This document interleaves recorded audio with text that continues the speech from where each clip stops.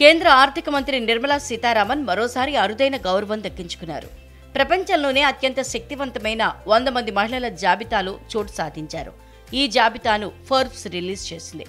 Forbes ఏటా వ్యాపారం, వినోదం, రాజకీయం, దాతృత్వం తదితర రంగాల నుంచి ప్రభావవంతమైన వ్యక్తుల ర్యాంకింగ్లను విడుదల చేస్తుంది.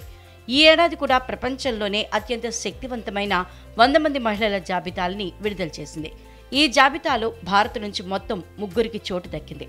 అందులో నిర్మలమ్మ తొలి స్థానంలో నిలిచారు.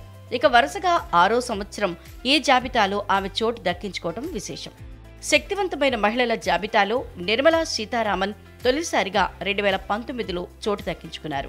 ఆ ఏడాది ఆమెకు 34వ ర్యాంక్ దక్కింది. 2020లో 41 స్థానం, 2021లో 37వ స్థానం సాధించిన ఆమె 2022లో 36వ స్థానం, 2023లో 32వ స్థానంలో నిలిచారు.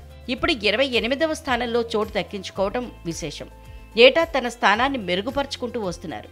ఇక నిర్మలమ్మ తర్వాత ఈ జాబితాలో మరో ప్రముఖ వ్యక్తి నిలిచారు. HCl technologies chairperson, HCl corporation CEO అయిన రోష్ని నాడార్ మల్హోత్రా 81వ స్థానంలో నిలిచారు.